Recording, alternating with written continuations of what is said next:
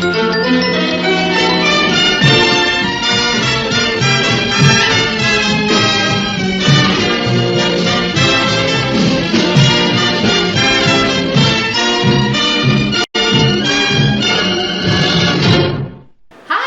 to Just in the Kitchen with me, your host, Justine. Today, we are going to be making some broccoli and chicken stuffed shells with a little bit of spinach.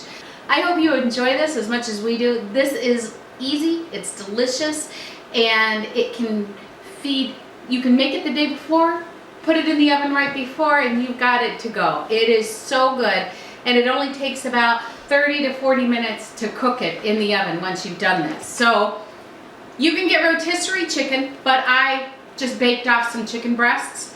And you have whipped onion and chive, cream cheese, regular cream cheese, and I already have some whipped cream cheese in here. And you have broccoli, spinach, shells, salt and pepper, Parmesan Reggiano. Boom! It's very easy. So I'm going to put the rest of my cheese in here.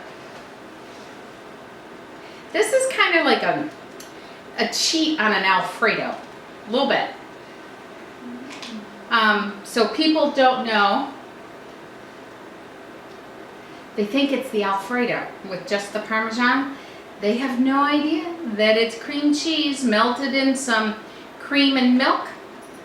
If you have milk, put it in milk. If you have cream, put it in cream. You just melt it. Oops. There you go.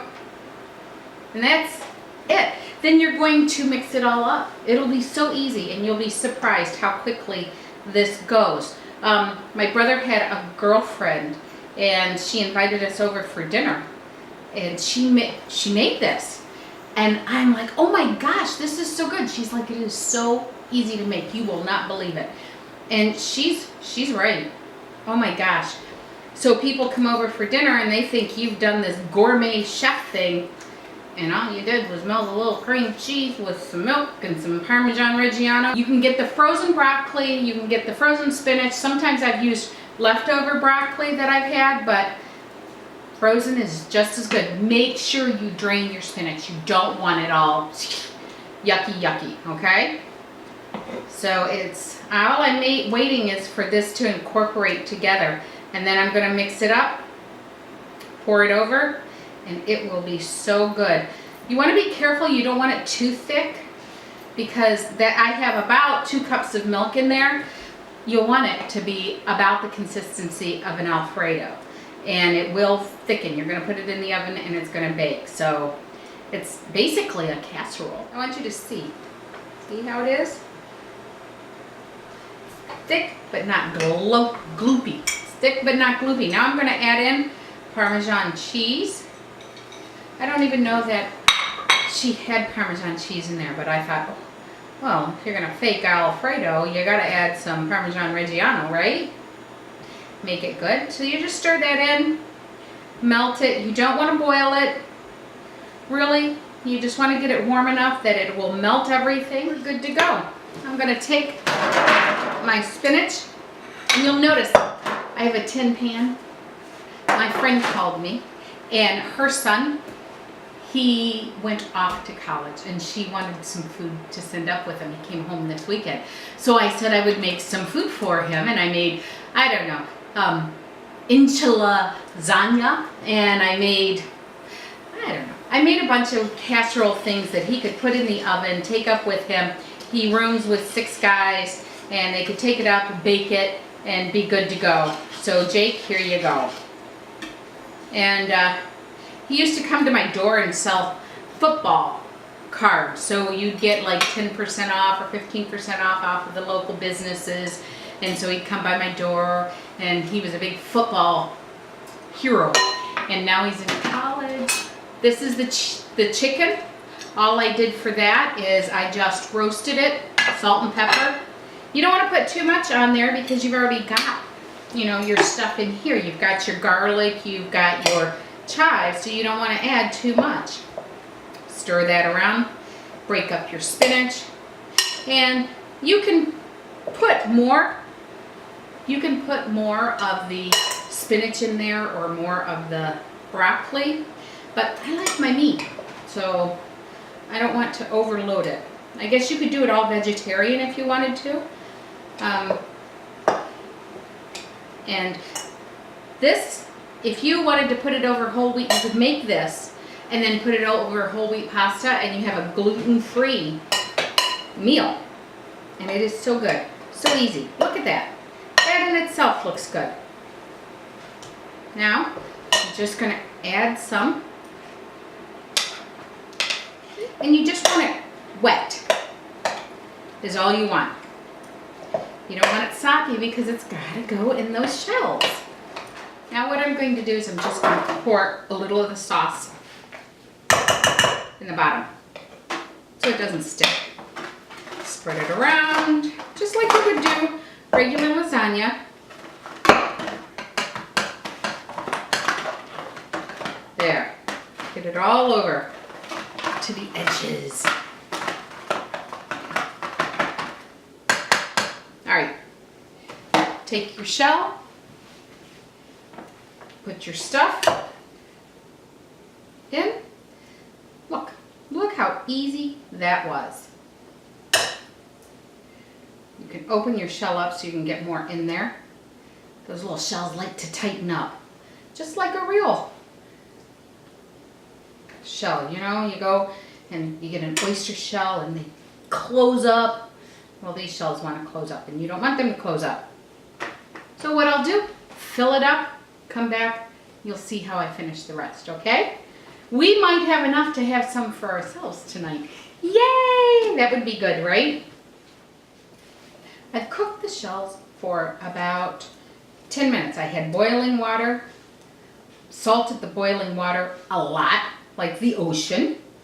Then I turned around, put the shells in to the boiling water, and I cooked them for about 10 minutes. So they're still al dente. And I drained them, put them on a sheet pan with oil because these little things like to stick. So I didn't want them to stick. See? Oh, isn't that pretty, my little baby? How come I always refer to food as my baby? I don't know. I think I've given birth to it. That's what it is. I've given birth to food, not children. Less painful to give birth to food than to give birth to children. We're done with stuffing them. I'm going to add a little bit of the stuff over on top of it. And I do have enough to make some for us. Yay. Okay. Now, for the piece de resistance, cheese. Fresh Parmigiano Reggiano. And I love tons of it. So I always get embarrassed when I go to the restaurant and they say, oh, say when. And I never say when. It's more like when I tell them to stop, it's not when or enough. It's when the waitress is winded. So it's more winded than when. Because I just love Parmigiano Reggiano. There we go. Done. Put it in the oven, 350, 30 minutes. Cover it for 20 minutes and then take it off for the last 15. And ta-da, you have a luscious, luscious dinner. So we'll be back when ours is done. Yay! Jake, you're getting yours. We're getting ours. Jake and Tracy have already been here to pick up the food for Jake to take to all his football friends. He plays for Finley, so yay, Finley! I'm gonna go see him in the fall play football. So now it's done and I am going to eat. I can eat as much as I want now that no one is here. Yay! All right. Uh-oh. I've let it cool down. Usually I burn my mouth for you guys, but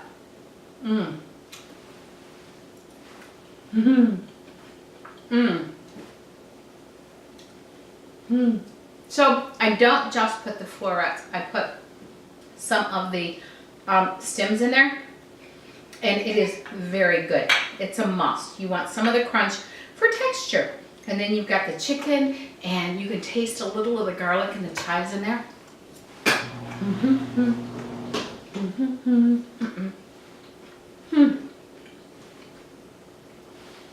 I always like to get a little of the side where it's crunchy. The noodle has gotten a little crunchy. That is my favorite. So remember, for this recipe and more, go to justinthekitchen.com and make comments. If there's something you want to see, something you want me to make for you, let me know. I don't just cook for Jake and Tracy. I cook for the world. So let me know. Remember, like, share, and subscribe. There is a little, if you go to the YouTube and not just look at it on Facebook, go to YouTube. There's a little bell on the bottom. Like on YouTube, subscribe on YouTube, and click the bell on YouTube. And you will get all my recipes as they come up, okay? Thanks. God bless. Have a great day. Bye.